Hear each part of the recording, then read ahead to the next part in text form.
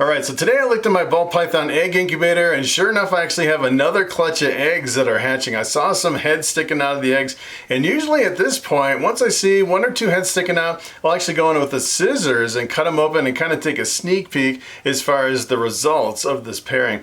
And essentially this is a pretty interesting combination. I actually crossed a banana inchy clown with a lemon blast, which is a pastel pinstripe. So keep in mind the clown is recessive, and everything that's produced will be het for clown. And the other kind of the interesting thing about this is I've never bred a clown, a visual clown, to this lemon blast. So it'll be interesting to see if we get any clowns. So essentially what this does is it proves out the lemon blast to see if it is or isn't het for clown, and it probably isn't. You know, you kind of randomly breed some of these recessive through your collection, and sometimes you'll actually find that some of your snakes are het for a recessive, and you won't know it until you breed it with a recessive and you produce some visuals. So it'll be kind of interesting to prove out this lemon blast.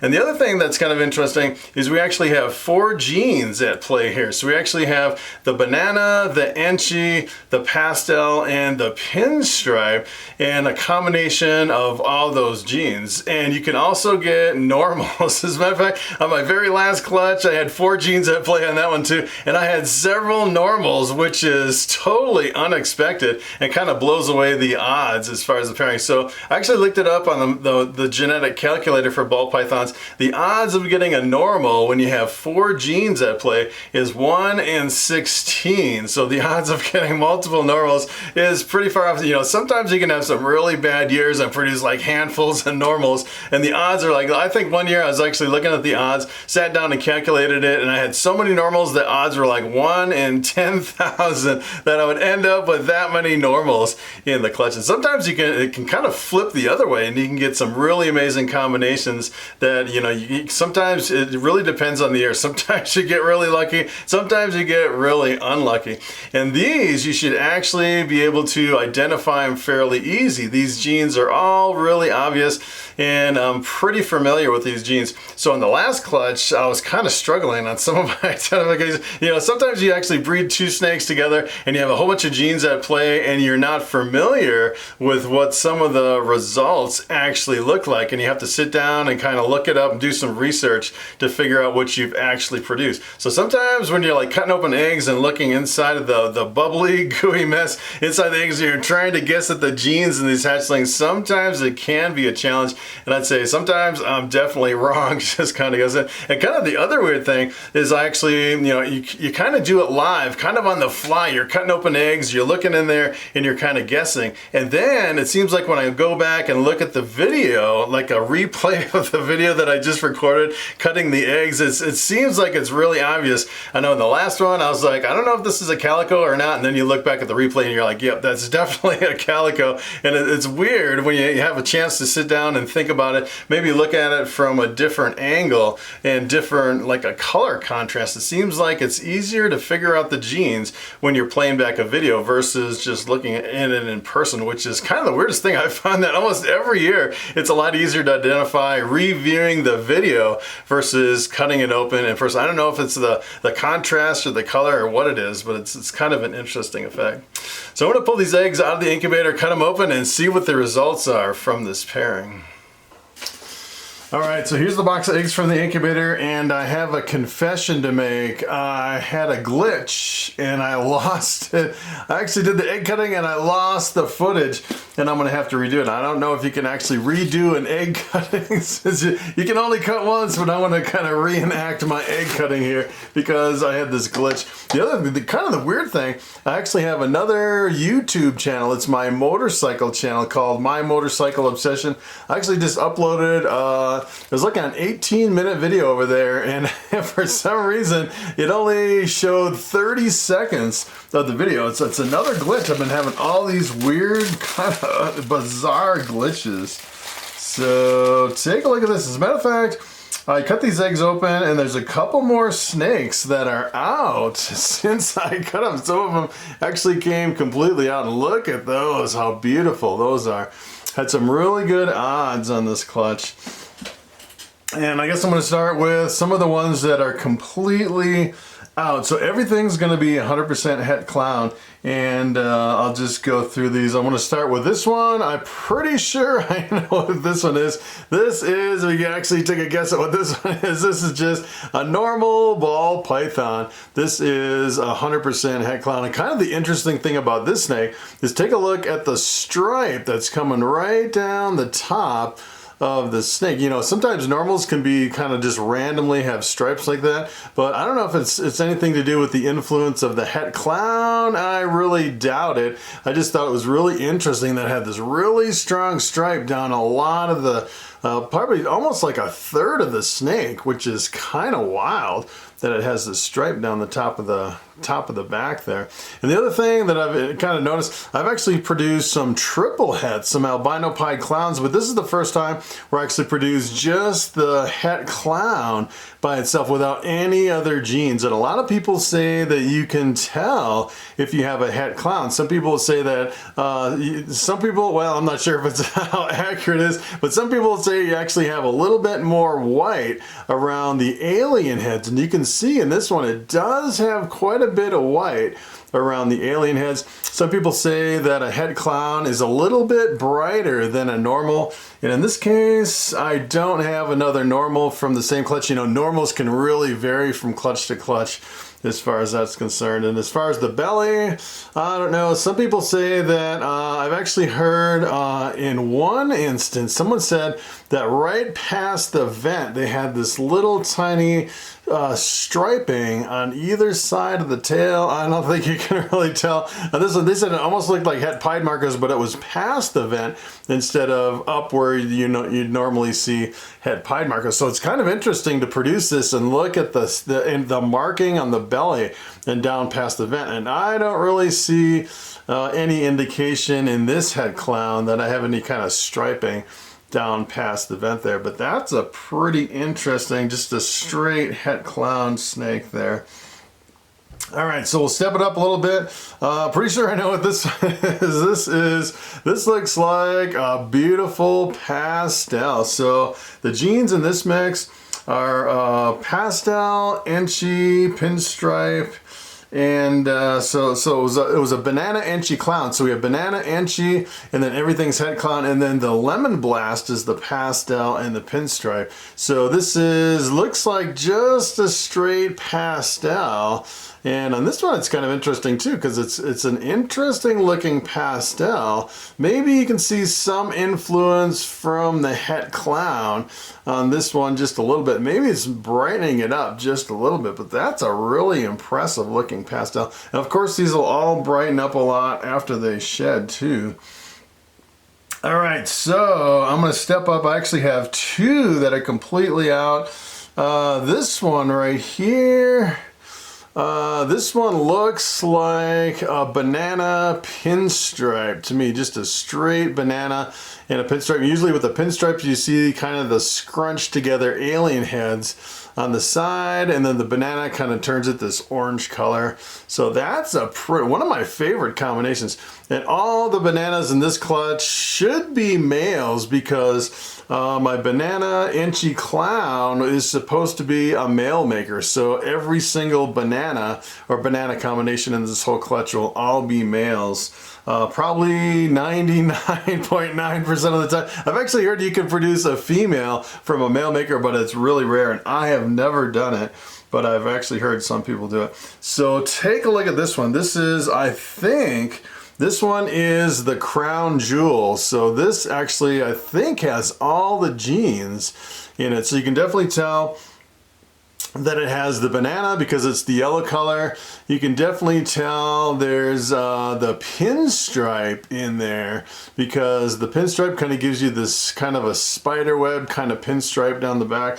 You can definitely tell there's enchi in the mix, because the enchi and the pinstripe, the enchi really reduces the pinstripe pattern. It kind of gets rid of those scrunched together alien heads and kind of gives it more of a reduced pattern. And I think this has pastel. You can actually look at the head, really kind of faded out, that I think it has pastel. And kind of the weird thing is, I went over to Morphmarket So I kind of cheated because I actually cut these eggs and then I was like, oh, I gotta do the video again because it glitched out. And I went over to Morphmarket just out of curiosity to see if anyone has ever produced this snake before. And I think this could be a world's first, at least if you go over to Morphmarket. So people have produced the banana Enchi pastel pinstripes, but they haven't produced any that are het for clowns. So this could be, you know, if I posted this on Morphmarket, it would be the first one ever posted on Morphmarket, which is pretty awesome. But you know, I'm actually thinking of maybe holding on to this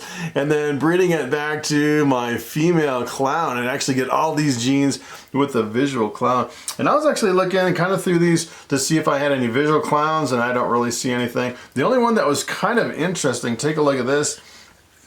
I actually have this one here that has a really strong head stamp on the top. Take a look at the head stamp on that one. And that one, when I first cut it open, I was like, hey, I hit a clown, because usually the clowns have the head stamp, but usually with your banana clowns, they have kind of a different shaped head. And I actually went over to morphmarket.com and I kind of cheated. I was looking at some of the banana head clowns, and believe it or not, some of those actually had head stamps on them, which is kind of interesting. And sometimes you'll actually see the head stamp with the Enchi mixes too, but I'm not sure. This one might have, as a matter of fact, I think it might have Enchi in the mix because it's kind of a jumbled up pattern. You can kind of see just a little bit. It's kind of hard to tell in all the bubbly goop in the egg until it completely comes out on that one. So that's pretty awesome. So then I have this one here. This one is, this one looks like a banana pinstripe Enchi. I'm not sure if it has the pastel in there, but that one's kind of interesting. If you actually compare it kind of to this one, you can see this one is essentially, well, that's kind of interesting. Kind of comparing the two because they do look really similar, but a lot different. It's hard to tell because this one seems, I think this one has the pastel in it, and this one doesn't have the pastel because it's a little bit more orange and just not quite as light as this one. So I think this has all the genes except the pastel in this one here. And then this one, I was kind of worried about this one because I wasn't sure if this one was actually doing okay or not. This one I opened up and it kind of smelled a little bad. As a matter of fact, I'm not sure if this one's doing okay or not. Maybe. It doesn't smell too bad, but it's not really moving around in there, which kind of gets me concerned on some of these. So, you know, sometimes you can actually have them die in the egg after they're fully developed. So I was kind of worried about, I think I see it move just a little bit in there. All right, so I think this guy might be okay in here, but it's kind of interesting on this one. It almost looks like just a straight banana on that one. And it always kind of freaks me out because, you know, a lot of people, what they'll do is they'll kind of cut them open and then kind of fish around for the umbilical cord to make sure that's not wrapped around the snake. And I usually don't do that. Usually, you know, if I have an umbilical cord issue, usually I can catch it when they're almost, you know, just coming out of the egg. I don't really fish around for the umbilical cord, just out of a regular practice. All right, so we have two more over here. And this one's pretty interesting. This one's kind of hard to tell exactly what it is. I think this one, boy, this one, I think this one, it's either a pastel or a pastel Enchi. I can't quite tell on that one until it's completely. Usually the Enchi will reduce the pattern, and I think it's the pastel that really jumbles up the pattern. It looks like it could just be a pastel on that one. All right, so this is going to be the quickest egg cutting because I'm not cutting any eggs. I'm just going back through all these eggs again, which is kind of wild. So this one is another banana. So many bananas, I can't believe it. We had, you know, more than, I think more than half were bananas, which is kind of wild. So this one looks like a banana. Looks like, it's kind of hard to tell on this one. but it almost looks like there's some Enchi in the mix, kind of reducing the pattern just a little bit on that one. But sometimes, you know, with the bananas, you can have just like one or two little weird spots that are kind of jumbled up, and then the rest of them kind of have the regular banana pattern. But I'd say this is either a banana or an Enchi banana. I don't think there's pastel on this one, and sometimes a pastel with a banana is really super difficult. I've actually had pastel bananas right next to regular bananas, and sometimes it's really hard to tell until they start maturing a little bit, and they kind of, you know, they kind of fade out a little bit, and you get a little bit of that yellow color coming in. So that is pretty awesome. So out of all these, we just had one normal. And kind of the interesting thing about this normal, so take a look at this, how chunky this snake is. This is one of the chunkiest snakes I've ever seen coming right out of an egg. That's the other thing that kind of amazed me. And look at how thick it is, and thick and beefy. It almost looks like it's eaten like, you know, like 5 or 6 rodents already just coming out of the egg. That's probably one of the healthiest hatchlings that I've ever seen. And it's kind of interesting with the stripe and then just the heavy weight of the body on this one. It's a really interesting normal. You know, a lot of people, they don't want to produce normals, but this one's just one of the most amazing normals that I've ever produced. So this one is kind of an interesting addition to the clutch here, which is pretty awesome.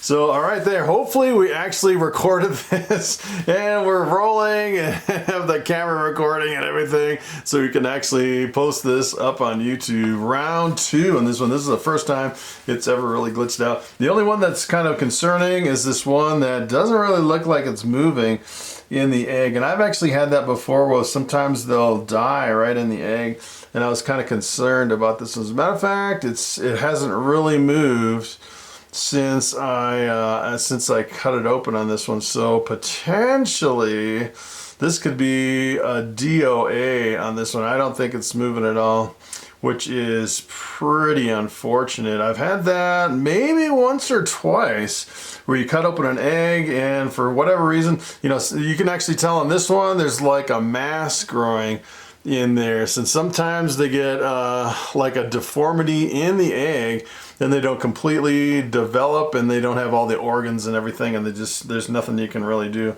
at that point. So that's pretty unfortunate on that one. But other than that, all these guys look fantastic, and I'm actually going to have these all up on Morphmarket probably here in, well, I'm not sure. I actually started posting my other ones early, with the condition that, all right, I have to feed these snakes a few meals before I ship them out. So I've been doing that, posting them right on Morphmarket. So what I'm going to do is I'm going to wait till all these come completely out, and then we'll do another video. We'll take a closer look at them. We'll give them names. We'll put them up in the hatchling rack, and then I might do an early posting over on Morphmarket, provided that, I have to feed them a few meals. I like to feed them at least 3 or 4.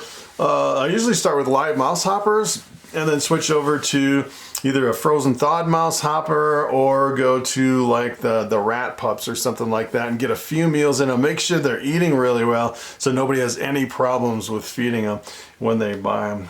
So that's pretty much it. I'm pretty excited about this. Had a really big array of a whole bunch of different kinds of snakes, and the one was a world's first, which is pretty awesome, which is this one right here. I'm not sure if I'm actually gonna post this one. As a matter of fact, I actually have a Coral Glow that I held back from last year. It's a Coral Glow pinstripe. That one's actually possible het pied, and that might be replaced by this one. I don't know. This is pretty awesome. So this has a lot of genes in it. It's kind of interesting because you hold one back, and then the next year you produce something even better that kind of replaces the one that you held back even before you even bred it, which is kind of crazy. And you're always upgrading and replacing your snakes. Is kind of the life of a snake breeder. All right, guys, so thanks for watching. Thanks for coming along, and I will see you in the next video.